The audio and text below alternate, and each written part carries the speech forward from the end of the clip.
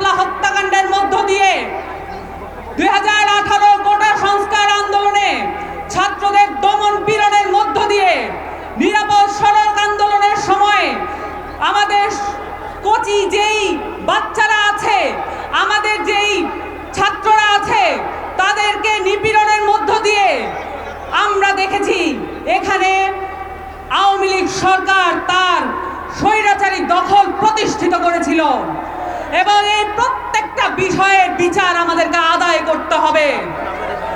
আমাদের কাছে এই শহীদের মায়েরা আকুতি জানিয়েছেন, এই আহতরা আমাদের কাছে প্রতিবাদ জানিয়েছেন যে এখানে আমরা সংস্কারের আগে, আওয়ামী লীগের বিচারের আগে কোনোভাবেই যাতে মাঠ ছেড়ে না দেই এবং আপনারাও আমাদের সাথে থাকবেন এবং এখানে যারা সংস্কারকে বিপ্লবী চেতনার বাইরে নিয়ে একটি ন্যূনতম সংস্কারের মধ্যে দিয়ে আমাদেরকে নিয়ে যেতে চায়, আমরা তাদেরকে বলছি আমরা যেভাবে জুলাই আগস্টে মাঠ ছেড়ে যাইনি, আমরা মৌলিক সংস্কার আদায় না করেও মাঠ থেকে চলে যাব না ইনশাআল্লাহ।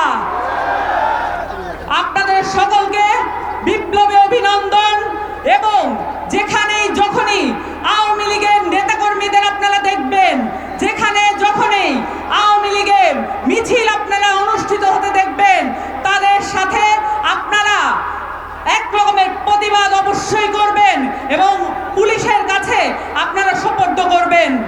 আপনাদের কাছে বিপ্লবী আহ্বান জানিয়ে রাখলাম, এদেশে আর কোনোদিন আওয়ামী লীগ রাজনীতি করতে পারবে না। ইনকিলাব জিন্দাবাদ।